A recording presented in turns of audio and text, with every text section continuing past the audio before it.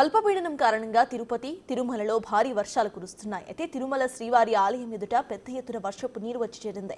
ఆలయ సన్నిధిలో నిలిచి ఉన్న నీటిని మోటార్స్ ద్వారా బయటకు పంపిస్తున్నారు. మరోవైపు స్వామివారి దర్శనం చేసుకుని తిరిగి వెళ్తున్న భక్తులు తడిసి ముద్దవుతున్నారు. ఇక మరో 24 గంటల పాటు వర్షం కురిసే అవకాశం ఉందని వాతావరణ శాఖ నిపుణులు చెబుతున్నారు.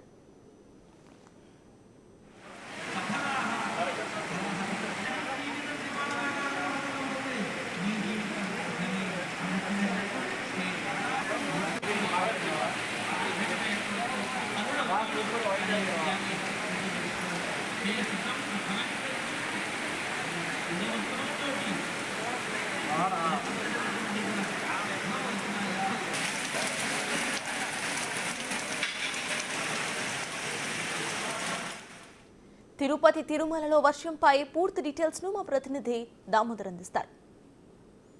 బంగాళాఖాతంలో ఏర్పడిన అల్పపీడనం ప్రభావం ఫలితంగా ఏదైతే ఉమ్మడి చిత్తూరు జిల్లా వ్యాప్తంగా వర్షాలు కురుస్తున్నాయి. ముఖ్యంగా ఏదైతే తిరుపతి జిల్లాలో దీని పరిస్థితి ఎక్కువగా కనిపిస్తుంది. మనం ప్రస్తుతం తిరుపతిలో ఉన్నాం. తెల్లవారుజామున ఏదైతే 2 గంటల నుంచి వర్షం జోరుగా కురుస్తుంది. దీంతో ఇప్పటికే పాఠశాలలకు సెలవులు ప్రకటించిన పరిస్థితి. దీంతోపాటు ఉమ్మడి చిత్తూరు జిల్లా వ్యాప్తంగా సెలవులు ప్రకటించిన నేపథ్యం.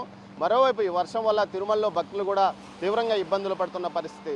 రాత్రి నుంచి వర్షాలు వస్తుండడంతో భక్తులు అనేక ఇబ్బందులకు గురవుతున్నారు. ముఖ్యంగా స్వామివారి దర్శనానికి పూర్తయిన తర్వాత తిరిగి వసతి గృహాలకు వెళ్ళడానికి అనేక ఇబ్బందులు ఎదుర్కొంటున్నారు.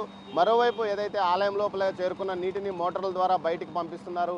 ఆలయం ముందు పూర్తిగా ఏదైతే నీరు చేరుకున్న పరిస్థితి. మరోవైపు ఏదైతే ఘాట్ రోడ్లో వెళ్తున్న భక్తులకు కూడా ఇప్పుడు టీటీడీ అనేక హెచ్చరికలు జారీ చేస్తున్న పరిస్థితి. ముఖ్యంగా మొదటి ఘాట్ రోడ్లో కొండ చర్యలు విరిగిపడే అవకాశం ఉన్నందువల్ల పూర్తి స్థాయిలో జాగ్రత్తగా రావాలంటూ కూడా హెచ్చరికలు జారీ చేసిన పరిస్థితి.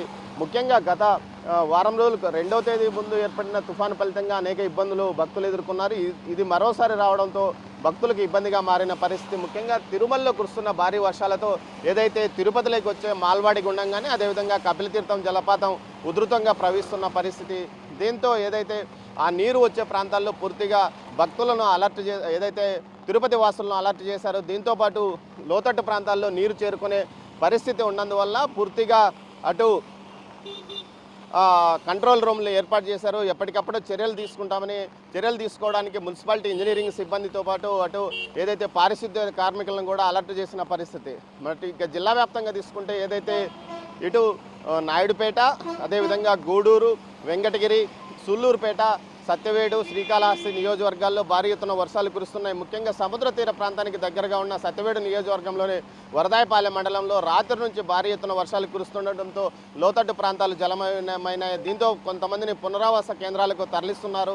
అయితే గతంలో వచ్చిన వర్షం కంటే ఈసారి తక్కువగా వస్తుంది వర్షమని భావించినప్పటికీ ఎడతెరిపి లేకుండా వర్షం కురుస్తుండడంతో భక్తులు ఇబ్బంది పడుతున్న పరిస్థితి కనిపిస్తుంది. మొత్తం మీద తెల్లవారుజాము నుంచి భారీగా వర్షం కురుస్తుండడంతో భక్తులు తీవ్రంగా తిరుమలకు వచ్చే భక్తులు ఇబ్బందులు ఎదుర్కొంటున్నారు. మరోవైపు పంటలపై రైతులు ఇబ్బంది ఏదైతే ఇప్పటికే గతంలో నారుమల్లు పూర్తిగా మునిగిపోవడంతో ఇబ్బంది పడ్డ రైతులు ఈసారి నాట్లు వేసిన తర్వాత వర్షాలు వస్తుండడంతో ఇబ్బంది పడుతున్నారు. మరోవైపు వేరుశనగ పంట జిల్లా వ్యాప్తంగా గత వర్షాలకు సుమారు 500 ఎకరాలు పైగా తడిసిపోగా ఈసారి మరింతగా తడిసిపోయే అవకాశం ఉంది. ఇంకోటి దుక్కి దున్ని ఏదైతే సాగుకు సిద్ధంగా ఉన్న రైతులు మరోసారి వర్షం వల్ల మరోసారి దుక్కి దున్నాల్సి వస్తుంది. దీంతో పంట పరిమితి కూడా మరో 15 రోజులు పెరిగే అవకాశం ఉందని కూడా భయపడుతున్నారు. మొత్తం మీద ఏదైతే అల్పపీడనం వల్ల కురుస్తున్న భారీ వర్షాలతో ఉమ్మడి చిత్తూరు జిల్లా అతలాకుతలం అవుతున్న పరిస్థితి. రాయలసీమ వ్యాప్తంగా ఏదైతే అన్నమయ్య జిల్లాతో పాటు అటు సత్యసాయి జిల్లాలో కూడా చెదురుమదురుగా వర్షాలు పడుతున్నాయి. భారీ వర్షాలు ఈరోజు అర్ధరాత్రికి కురిసే అవకాశం ఉందని చెప్తున్నారు. మొత్తం మీద అయితే వర్షాలు తీవ్రంగా కానప్పటికీ ఈ వర్షాల వల్ల అనేక మంది ఇబ్బందులు ఎదుర్కొంటున్న పరిస్థితి కనిపిస్తుంది. ఈ వర్షం జోరు మరింతగా పెరిగే అవకాశం ఉంది. 24 గంటల పాటు వర్షాలు కురిసే అవకాశం ఉందని తెలుస్తుంది. మరోవైపు ఏదైతే తమిళనాడులో చెన్నైతో పాటు ఏదైతే కంచి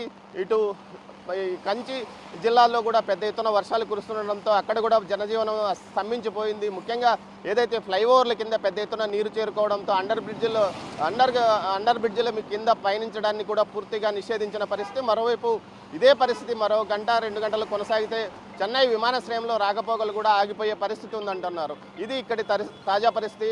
కెమెరా పర్సన్ పురుషోత్తంతో దామోదర్, తిరుపతి నుంచి.